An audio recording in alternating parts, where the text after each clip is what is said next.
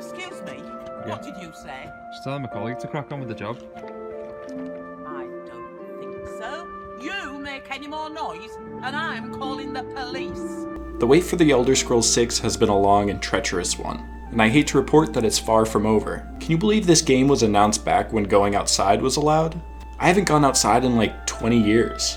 I get that we are all antsy to get our hands on the next big adventure in the Elder Scrolls series, but we got a long way to go. People have been estimating that we probably have to wait another 5 years until we can fully immerse ourselves again in the world that we have all grown to love. But in my opinion, now is the best possible time for us to appreciate the game that came before it. It's not a hot take to say The Elder Scrolls Skyrim is one of the most important games of our generation, and I have wanted to talk about it on my channel ever since I started making videos. But the biggest reason it has taken me so long is because I don't want to just rehash what has already been said about 1,000 times. So instead, it's 2021, almost a decade since the game first released, and I've been playing off and on since day one.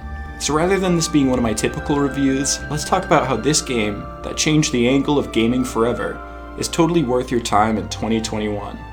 Even if you've already dedicated hundreds of hours in search of Daedric armor, take some time to sit back and enjoy some nostalgic memories with me. Okay, let's kick things off with a bit of background for some of the players that are considering trying Skyrim for the first time. Back in 2012, Bethesda Studios released the 5th game in the Elder Scrolls series, simply titled Skyrim. The Elder Scrolls has a long history of releasing games that have broken the mold of what it means to be an RPG. Of course, you have your classic RPG elements like leveling, exploring, and questing, but here's the thing about these games, and Skyrim specifically, that set it apart from other RPGs. Of course, you have a main questline to complete, but the way the landscape of the world intertwines beautifully urges a player to step off the beaten path. The game's opening is literally begging you to disobey the rules and take on the world at your own pace. Once you finish the absolutely classic tutorial that takes 10 minutes tops, you are free to travel anywhere you want in the entire world. Want to go learn some spells at the College of Winterhold? Go for it. Maybe you want to join a League of Assassins to take down Skyrim's bigwigs. I'm not your mom, you do what you want. Here's the thing, Skyrim is huge. If you were to spend 1,000 hours grinding through every corner of the world, you probably haven't even scratched the surface.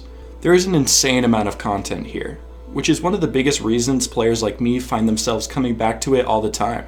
Each time I fall back into my old Skyrim ways, I always end up finding details or quest lines that I didn't even know existed. Let's take a moment of silence for our first Skyrim characters. And while we do this, why don't you subscribe to my channel?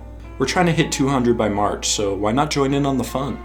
Anyways, I think we more than covered just how much content there is in Skyrim. There really isn't a single corner of this game that isn't brimming with things to do.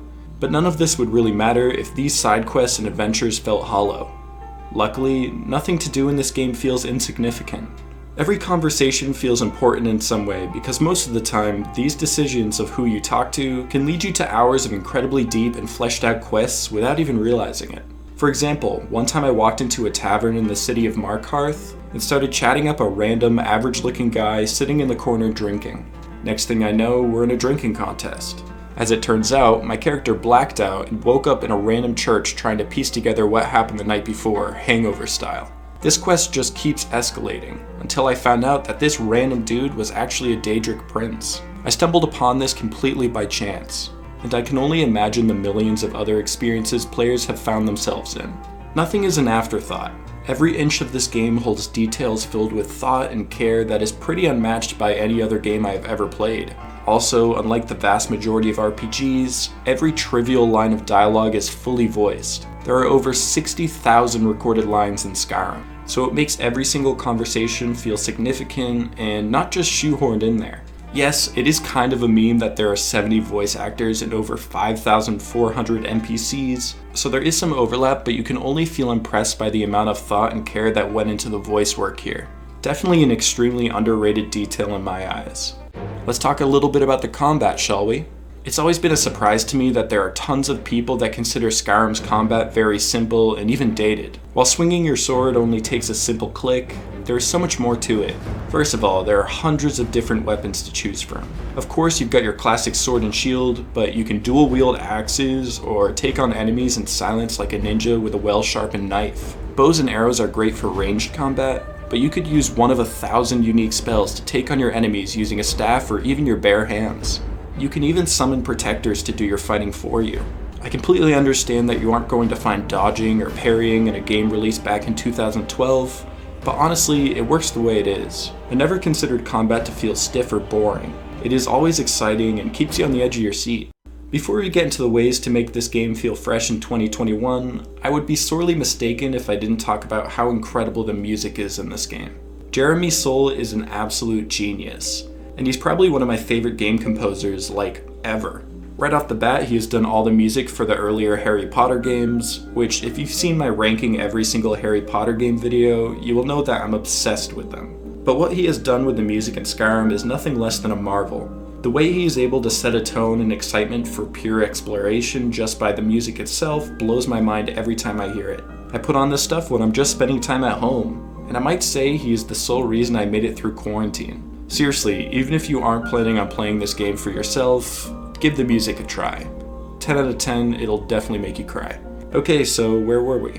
Right, there's a way to make Skyrim that came out 9 years ago feel completely fresh. On its own, this game holds up just fine. But don't think this community who loves this game hasn't been hard at work all this time.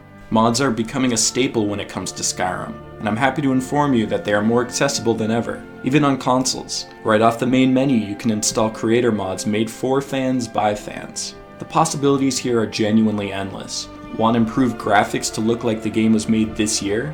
No problem. With a couple of simple clicks, you have a mod for that. Is the world too small for you, spoiled brat? Well, fans have made entire worlds within the game with full-blown quest lines to immerse yourself in. The great thing about this game is that there are so many people that care so deeply for it, making it impossible for this game to ever feel old. I haven't even gotten into the free DLC that comes with the game, both of these adding so much content like building your own homes or becoming a vampire hunter. No matter what, I think it's safe to say it's going to take a lot more than a decade for this game to die, and the fan base only grows day by day. Now that we have covered all the reasons why you should play this game, let's take a trip through memory lane. I'm not sure if these are relatable, but I am sure there are some of you that have had similar experiences to me. Do you guys remember randomly turning into a vampire all the time out of nowhere for some reason? Then you would have to spend hours trying to cure your vampirism. Good times. How about all of the times Lydia jumped in front of your attacks, and also all the weird things Lydia does in general? What about putting a bucket on the guards' heads to pickpocket them? From experience, this does not work in real life. How about the first time you talked to a guard who was like, "Wait, I know you," and then you were sentenced to life in prison? Memories like these are shared by so many of us. It just makes me so happy that I get to be a part of a community that has this rare bond. Look, I imagine that the majority of people watching this video have already played Skyrim at least once in their life. Some of you probably drained thousands of hours into this game like I have. Some of you maybe have watched a friend play and found some interest. Any way you look at it, Skyrim is a turning point in gaming history. So many games try to emulate the same ideas, and the reason for this has to be the fact that it's so widely loved. As a baseline, I used to ask my friends if a game I was considering trying was like Skyrim. It's so much more than a game at this point. It's kind of its own genre. When The Elder Scrolls 6 finally comes out, it's gonna have some big shoes to fill. I think it might be a good idea to keep our expectations reasonable because a lot of Skyrim's success is due to being made at the right time. So keep an open mind, and I know that we can make it through this long wait. In the meantime, play some Skyrim for old time's sake. I promise it will give you a hopeful outlook on the future of gaming. Thanks for watching. What are some of your favorite moments that took place in the world of Skyrim? Let me know in the comments, I would love to hear your stories. I love talking about games, so if you share the same love, why don't you consider subscribing? Again, 200 by March, let's freaking do this. Alright, as always, keep gaming to the fullest, and I'll catch you guys next time. Peace.